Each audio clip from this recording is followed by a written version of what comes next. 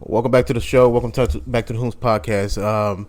Just like I guessed, I already knew it was going to happen, man. Nikki Haley, she dropped out of the presidency. See, I can say it. I'm not stupid. uh, I knew she was going to drop out, man. And I don't know if I said it last time because I got stuck with saying presidency, so I wasn't sure if I got to the point. I was making a theory that she that is fucking creepy. Okay, people who only listen to the podcast, listen to the audio, right? Uh, I'm doing it on live on TikTok, right? And the moment I mentioned Nikki Haley, the bottom of the live it said learn more about U.S. elections.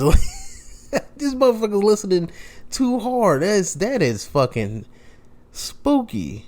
Oh my god! I already knew they was like listening, but Jesus Christ, uh, probably why they don't share my stuff because they can hear me talking shit about them all the time.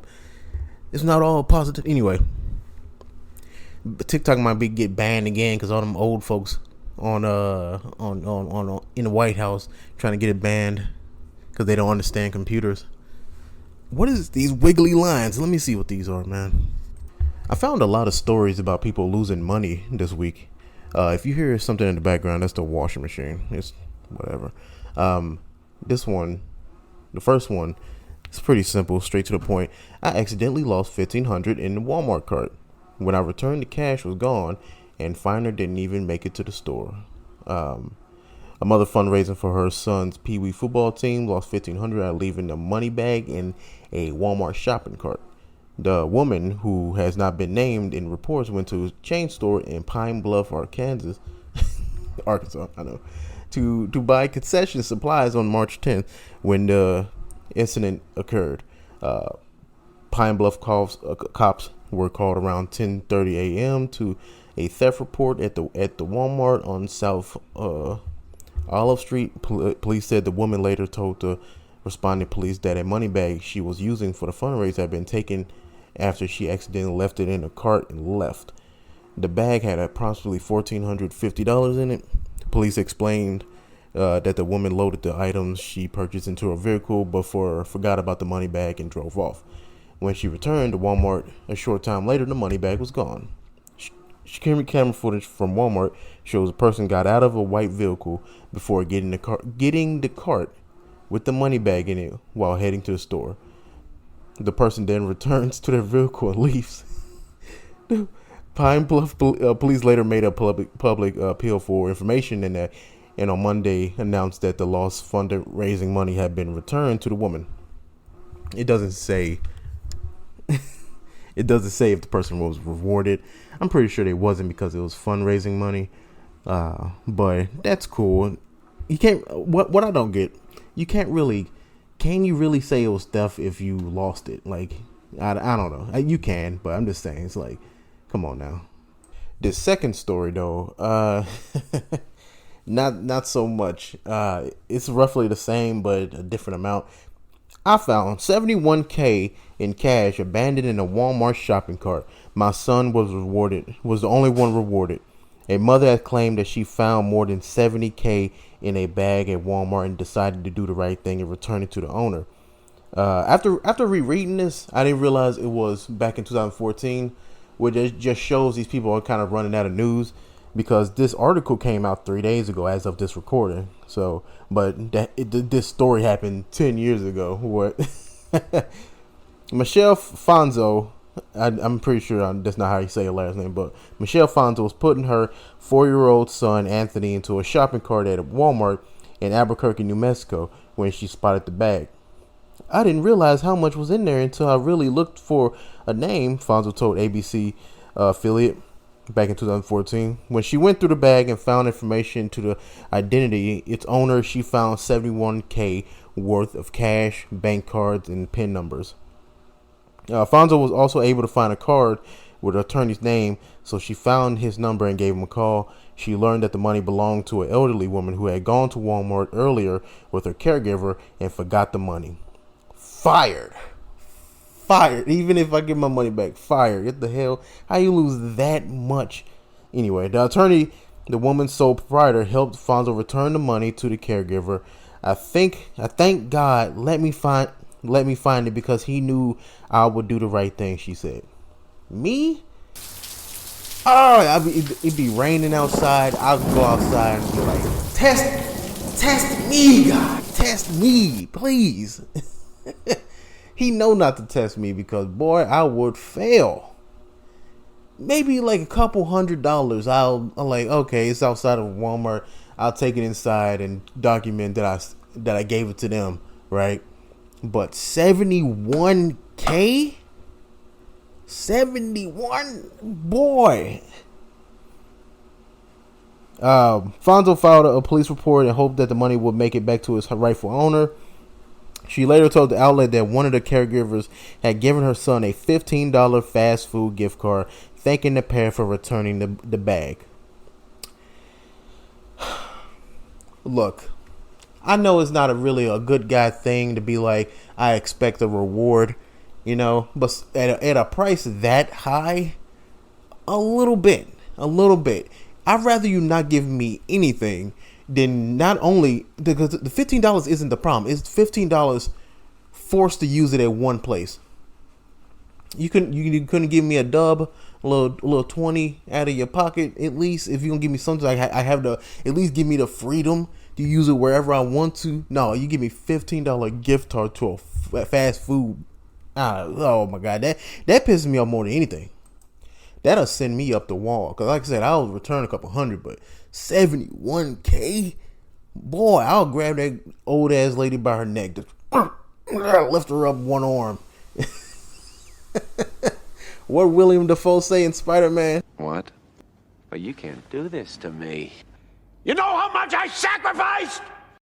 71K, boy, and I returned every dollar. Come on, 71K. That's all my student loans. That's my whole car note, and I have plenty left. Trust me. I'll give it one chance. I'll stand there for an hour. If you ain't there, that money gone. That money gone, bro. That almost happened with my rent earlier this month. I went to go pay it, right? And they want us to go get money orders or whatever, still in 2024, right? Whatever. So I went to go get it printed out at the Winco, and their machine, no, the lady was messing up. She messed up and accidentally gave me an extra $1 on the money order, but she noticed it and then tried to fix it. I think she was new at doing the money orders or forgot how to do it or whatever. So they redid it, right? Gave me the money order. I signed it or whatever, and I walked off and I double checked my bank account, and my bank didn't refresh right away. So I didn't panic because the money was still there. I had the money order already, and it haven't taken it out of my bank. Usually it does. And for a second there, I'm like, if y'all don't take this goddamn money, it's gonna disappear. It's gone. Like I should have locked it. I should have locked it the moment I saw that happen, just to see what have happened. What they would have keep trying probably, but like I was so ready to make that money disappear. If you don't take that money, that's why I hate. When I'm ready to pay something and they make the process so long. That's happened 2 months ago too, where I had to go to like 3 different stores to get a money order for rent. I'm like, I don't want to spend this money. Like, y'all making me go through hoops. Like, what is going on? But but no, that's diabolical though. I would have returned it because it was New Mexico. I know that's not Mexico, but it's close enough. I'm like, this is probably a setup by the cartel, some bored, low level thugs just like watching me pick up the money, just waiting for me to pocket it so they can kill me. It's a test. It's not God testing me. It's the cartel. Probably the police too. Who knows?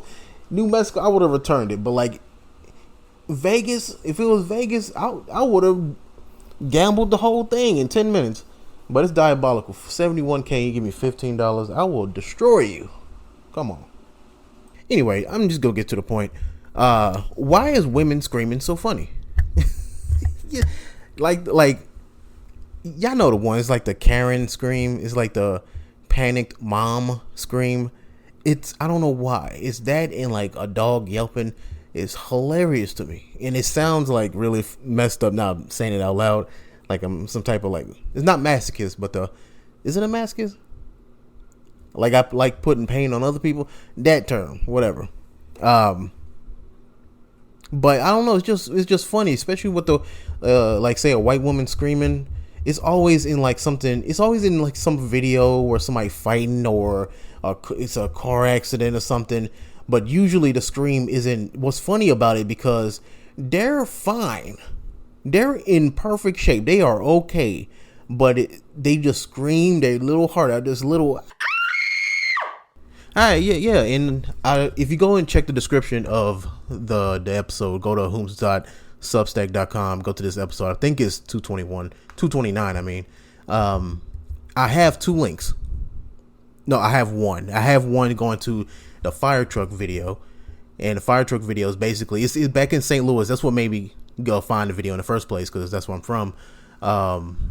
It's an emergency. This is like a few months ago, back during the wintertime, and it's this like giant It's like this giant U-turn, right?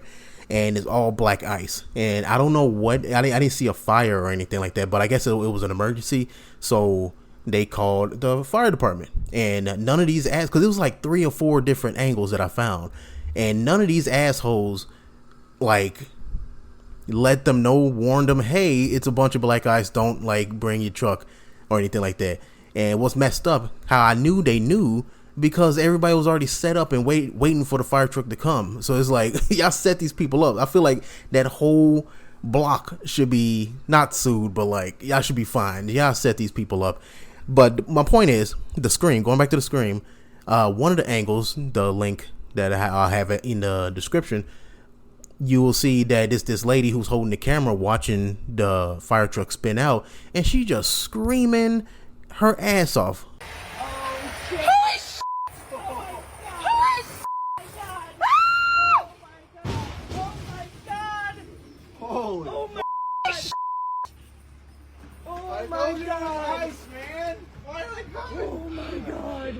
Re-listening to it at the end, the guy's like, oh, I told him. So I don't know the context. I don't know if they told them or not. They just didn't listen. Either way, the other video that I can't find, I think it got taken down because it was kind of triggering, I guess. It was because it had a trigger warning too. It was like kid choking or whatever. But it was a kid. It was like a black and white CCTV, like home security camera, and the kid is like hitting his dad's back, telling him that they're choking. So the dad gives like the worst Heimlich ever, and he's calling the moms over, and I don't know why she just made it worse, because she came over and didn't help or anything, didn't put a finger in his throat or nothing, just like grabbed him by the shoulder and just screamed, just like it didn't help at all. The kid was going to die. I mean, because the video cut off. Who knows what happened? Probably why it got taken down. Pretty sure it didn't help, but it was funny, not because of the kid choking, but because the mom just being completely useless. I get it's scary, but Jesus Christ. Okay, so y'all heard about just changing subjects. Y'all heard about that $700 million baseball player, which is kind of like not the truth for real, because apparently from the podcast that I listened to and them explaining it, it's not really a $700 million contract. That's just for like paper and so news articles can have the ability to be like, hey, look, take this and help and trick people that clicking on stuff. That's basically what it is, because it's not really $700 million, even though it is. It's a 10-year $700 million contract, but because of like inflation constantly happening, they know that really 700 million isn't really 700 million. It's really like 300, even though that's still a lot, but it's not 700 million. And The most unique player in baseball history has joined one of the most storied franchises in the world for more money than anyone could ever possibly imagine. I'm going to butcher his name. Shohei Ohtani. Which is kind of funny that if I said that right, how did I say his name correctly, but I can't say presidency? Whatever. The transcendent two-way talent who spent the past 3 years redefining what was possible at his sport's highest level, agreed to a 10-year, $700 million contract with the LA Dodgers on Saturday. This is back in December. Announcing his decision on his Instagram page. To all the fans, everyone involved in baseball world, I apologize for taking so long to come to a decision. I have decided to choose the Dodgers as my next team. Which, let me say this first. I don't know anything about baseball. Baseball is kind of boring to me. Apparently some of the rules are getting changed, so it makes it easier to digest and stuff like that, make the game a little bit faster, which I would probably dip in, because Hulu let you watch sports or whatever, so I might give a game a try, but I feel like I feel like a fucking 80-year-old dinosaur if I do. That's besides the point. Am I crazy? Am I crazy to think that much money can just be thrown around? Is it crazy to think that all this is maybe some type of like weird extended money laundering scheme? Like sports in general. Like, have you ever really thought of this? This is like the most quote unquote legal version of like money laundering. Just you seeing the type of money that be thrown out to people. Essentially, if you really look at it outside, it's just throwing a ball around. And yeah, they're throwing that ball around at high levels. I get that, but I don't know. Whatever. I don't watch enough sports to be able to comment on that. But I feel like, especially baseball, and it not being as popular, especially today, because the podcast I was listening to, they was like, yeah, it hasn't been doing numbers for real since the early 2000s with Sammy Sosa and damn, what's the other one that got caught for steroids? Ken Griffey Jr. That's not him. It was another one. I can't think of the other one. That might have been him. I feel like it was a different name. Let me look it up. I'm looking it up. I'm not gonna pause it. Popular. They want me to pay to look at this article, to look at this list. Like, turn off ad blocker. Like, how y'all just show me the list, please? Brett Boone, Kenny Larry, Mo Vaughn, Ryan Bryant, David Justice. No, give me the names. David Ortiz. I don't think, was he on steroids? Mark McGraw. Sammy Sosa, I said that one. Manny, Alex, Roger, Barry Bonds. Was it Mark? His name. Oh, I'm so dumb. Jesus, it just hit me. Mark McGraw is Mark McGuire. Jesus Christ, dude. Why do I even try talking?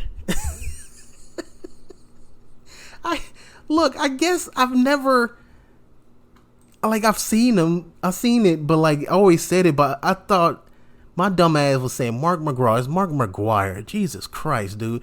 It was him. Looking dead in that man's face and said Mark McGraw. Jesus. I would love, if we die in this afterlife and we get to like look, I would love to like break down how my brain worked. I would love to figure that out. Like, oh, that's how it worked, and then they'll fucking send me to hell. Like, I'll love that, you know.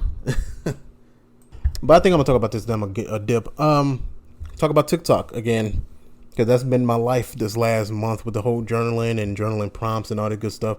That's mostly my life right now, and I'm gonna talk about this, what's been happening these last few days. If you're on there, you'll notice a trend. I'm black and I'm afraid. I'm afraid as a black person to say this trend, and they'll mention stuff that at first it was supposed to be like a joke. It'd be like, I was afraid to say this as a black person, and say something like, I don't like the movie Juice, or name a movie that a lot of black people like. And he's like, I don't really like it. So like that. Or I was afraid to say this as a black person, but I'm not good at spades or dominoes or something like that, and I don't care. Like shit like that. It was supposed to be a joke, but people taking it seriously because some people were saying stuff like, "I'm afraid as a black person. I admit that I am afraid of hood people," or some shit like that, right? And it just caught on like a wildfire. Everybody was going off. Well, all the quote unquote hood people who really took that shit to heart, right? And they were calling those black people like coons and stuff like that, right? Saying that they were pussies because they were afraid of people, or my favorite, they were whitewashed. They got brainwashed by white people because they are afraid of hood people, which it's kind of a pet peeve of mine when people do that shit, when they pretend they don't understand shit, like on purpose, either to fuck with you, or to like either to mess with you, or they just like trying to fit in with other people because it's easier to fit in with the louder crowd, you know. So it's like they pretend to not understand when people say, "Hey, yeah, a bunch of hood people make me uncomfortable." I understand that. I know what they mean, because they ain't saying all black people, because that's how people are getting offended. They just assuming all black people who just happen to be in the hood, that's ghetto people. No.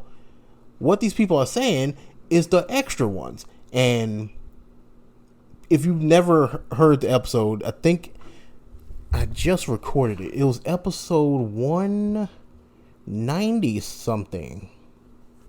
I just recorded it. Give me a second. It is...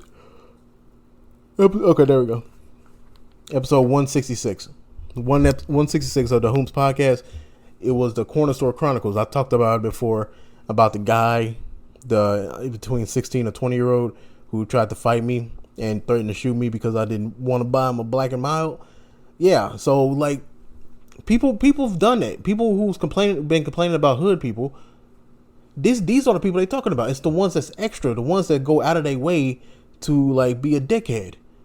That's the people they talking about. That's the ghetto people. And ghetto can go to like any race in this case, for real. Because it's always, everybody has those people that just go out of their way to start trouble, or just I heard a really good term. Crash test dummies. Crash test or crash dummies. One of them. That's how they said it. Those are the people. When I say I don't crash test dummies make me nervous when I'm talking about a group of people, you kind of get an idea what I'm talking about. Those people who just, it seemed like they don't really have, they gave up and don't really have like any motivation to do anything except cause trouble and do a bunch of shit that could get them killed. Which like they want to die. They don't give a fuck, but they like too pussy to kill themselves. It's like those people. Like crash test dummy is the best term I've heard all day. That's what these people are. And people pretending and defending these type of people who are really low key kind of holding us back as people. And I'm not whitewashed for saying that shit. People who defend them because you're just hating because they're free or whatever, they're a part of the problem. But yeah, that's the episode, y'all. I appreciate y'all listening. Come subscribe. Maybe consider doing a paid membership. I'm trying to get more people to do that now, especially now that I'm trying to like add the journal and stuff to the website. So easy, $5 a month, as easy. That'll motivate me to do more shows anyway. So to get the podcast and journaling, go to whomst.substack.com. Leave voicemail 725-999-2704. Appreciate y'all. Love y'all.